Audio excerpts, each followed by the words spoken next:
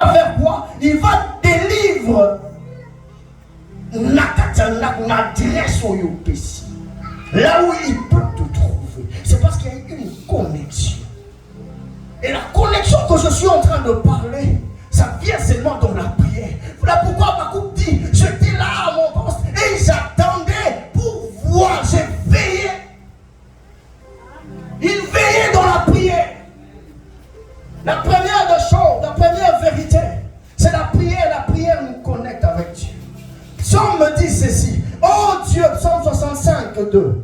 Il dit, oh Dieu, qui écoute ma prière, tous les hommes viendront à toi. Tous les hommes viendront en toi. Parce que Dieu écoute notre prière. Dis-moi deuxième vérité. La prière change de situation. La prière change de situation. Habakkuk était là. Il était en train d'attendre que quelque chose change dans sa vie. Il était en train d'attendre quelque chose comme Élaïe. Mais si Habakkuk ne prie pas, la chose ne va pas arriver. Je voudrais dire à quelqu'un ce soir, la prière change de situation. Tu as besoin de choses, prie. Tu as besoin de recevoir quelque chose, prie. Cherche Dieu par la prière, changera ta situation. Ce n'est pas un pasteur qui changera ta situation. Ce n'est pas l'argent qui changera ta situation. Mais c'est la prière. Et la prière de ça change la situation de ça.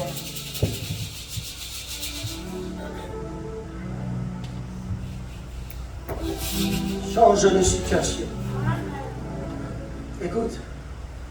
Jacques dit, Jacques 5, 13. Quelqu'un parmi vous est-il dans la souffrance? Qu'il prie. Si quelqu'un est dans la joie, qu'il chante. Si tu as la souffrance, bien-aimé, ce n'est que dans la prière que tu retrouveras des choses. Il n'y a pas une autre formule. S'il y avait ce formule, on pouvait le donner ce soir. Mais la vraie formule, ce n'est que la prière qui a changé notre vie. Donne-moi la main que je te parle. Donne-moi la main que je te parle. Jérémie 29, 12. Vous m'invoquerez, vous partirez, vous me prierez et je vous exaucerai. C'est dans la prière que Dieu descend et que Dieu exauce nos prières. Troisième vérité, dis avec moi troisième vérité. La prière est la clé qui ouvre le porte. Je pensais que quelqu'un va me donner un amen. Mais demain, quand ne te trompe pas, tu as besoin de porte, que le porte s'ouvre. Tu dois avoir la clé. Et la clé, ce n'est que dans la prière. Amen. Écoute, la Bible dit dans le livre de Daniel. Daniel était en train, on a interdit dans la ville que personne ne devait prier. Personne. Mais Daniel dit, pas ma tabakita, moi je vais prier. Daniel priait 3 fois par jour. Et on est venu, on a rapporté cela au roi. Vous connaissez cette histoire? La Bible dit, on a pris Daniel et on l'a mis au fossoyeur. Mais quand Daniel, pourquoi on l'a mis au fossoyeur? Parce que Daniel était juste en train de prier. Et en le mettant au fossoyeur, c'est qu'ils ne savent pas. À cause de la prière de Daniel, cette prière a ouvert une porte. Et cette porte était que, quand Daniel n'était pas mangé, le roi est venu. Et la Bible dit, le roi a dit, Daniel, où est ton Dieu? Et Daniel a répondu de là où il est, que mon Dieu est vivant, les lions m'ont pris. Et la Bible dit, le roi le prend et le roi le place à un niveau plus élevé dans la vie. Daniel était plus élevé dans la vie à cause de quoi? De la prière. Mais à cause de la prière, c'était pas autre chose. C'est parce qu'il a refusé de faire comme tout le monde. Maman, quand tu es dans la maison, tu n'as rien à faire. Prends même 20 minutes. Prends même 10 minutes. La prière, ce n'est pas question de temps. La prière, ce n'est pas question de heures. Mais la prière, c'est une question de connexion. Est-ce que je parle d'une femme de prière? Prends 5 minutes. Parle à Dieu. Même si tu travailles, prends quelques minutes. minutes, parle à Dieu. La prière va ouvrir des portes pour Dieu. Il y a des portes qui sont fermées jusque-là dans ta vie parce que tu n'as pas encore prié. Quand tu vas commencer à prier, et ces portes-là, il y a d'autres portes qui s'ouvrent. C'est comme une porte automatique. Quand tu arrives, la porte fait quoi? Qu'est-ce qui fait que la porte s'ouvre? C'est parce qu'on a mis dans ces portes-là système de reconnaissance faciale des hommes. Un homme de prière, quand tu arrives devant la situation, tu te présentes devant ta maladie. La maladie reconnaît qu'en toi, il y a de ce nombre de guérisons en toi. Il y a de choses qui attirent la guérison. Et la maladie disparaît.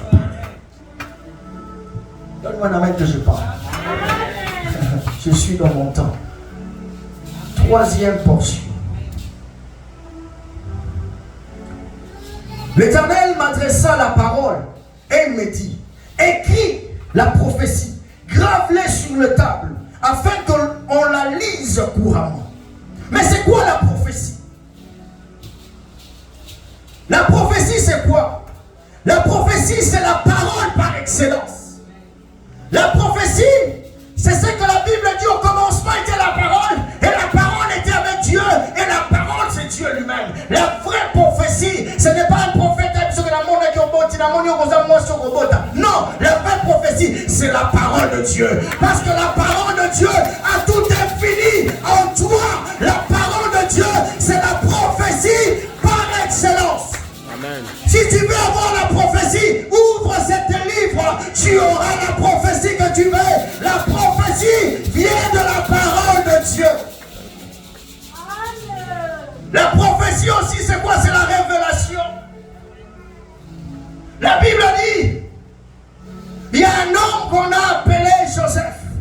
Joseph a fait un rêve. Et dans son rêve-là, c'était ça sa destinée qui devait l'amener dans la grandeur. Mais c'est venu comme sous forme d'une révélation. Comme un rêve. Et quand on a révélé cela, comme on l'a révélé, c'est ce qui s'est passé dans la vie de Joseph. La prophétie, c'est aussi une révélation. Troisièmement, troisième vérité, la prophétie, c'est aussi la promesse de Dieu. Dis avec moi, promesse de Dieu.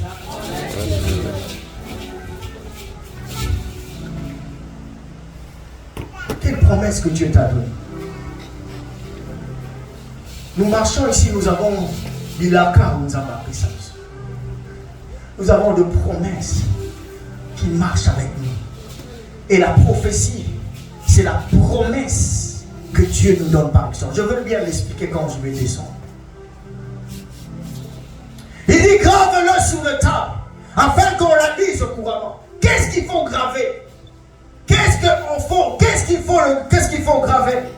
Premièrement, graver, il faut dire, c'est quoi? C'est quand tu as reçu la promesse, mon frère, il faut parler de la révélation que tu as reçue. Il y a des hommes, si Joseph n'avait pas parlé de son rêve, comment on saura que Joseph, ce qui devait se passer comme cela? Parce que Joseph a parlé, c'est alors que son rêve a pris forme. Si Dieu te montre des choses, je suis en train de me voir au Congo, j'étais en train de dire, moi mes enfants vont naître en Amérique. Amen. Il y a des gens qui tu vois dans mon église vont te le dire. Amen, amen. Le jour de mon mariage, j'ai dit, moi je veux me marier au Grand Hôtel, ma belle-mère est là. Je n'étais pas marié, j'étais que célibataire. Mais parce que je l'avais dit, je l'avais déclaré, cette prophétie, cette révélation, cette promesse a pris forme et cela s'est accompli. Et le jour où ça s'est accompli, le jour s'est réalisé. Il nous avait dit cela et Dieu est réel. Amen. Quelle prophétie tu as? Quelle promesse tu as? La Bible dit quand tu as la prophétie, écris-les. Quand Dieu te donne une prophétie, prends ton ordre, écris cela. Dieu m'a dit, Nakobot, tu l'écris. Et le jour où ça va se réaliser, tu vas ouvrir ton carnet et tu vas voir. Il me reste 10 minutes. Ça va, j'ai vu. Le jour, ça va se réaliser, tu vas dire à Dieu, Seigneur, tu m'avais dit ça à telle année et ça s'est accompli à telle année. Dis-moi un amen que je te parle.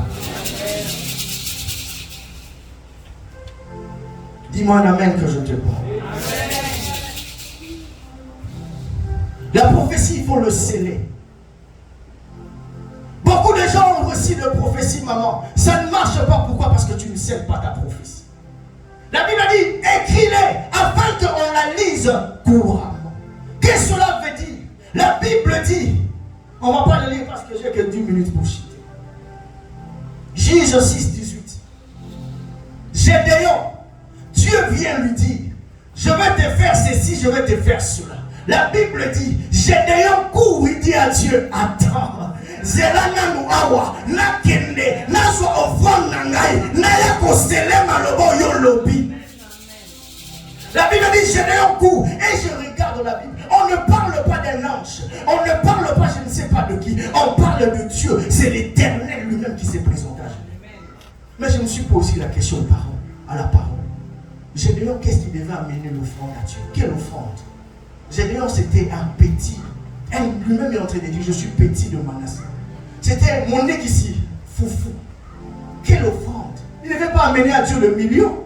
Il n'avait pas de millions à offrir à Dieu. Il n'avait pas de dollars à offrir à Dieu. Mais il a dit, attends, j'arrive, je pars prendre mon offrande et je vais t'amener. Bien-aimé, apprenez à sceller la parole de Dieu. Quand la parole sort, on comporte, scelle cette parole. Dis, je prends cette parole, je scelle cela. Ça, c'est la parole de Dieu. Et le jour, ça va s'accomplir. Il y a un jour, c'est là où je veux chuter. J'étais en train de prier Dieu. J'ai besoin que mes enfants naissent en Amérique. Mais comment ça devait se faire? Je suis au Congo sans passeport.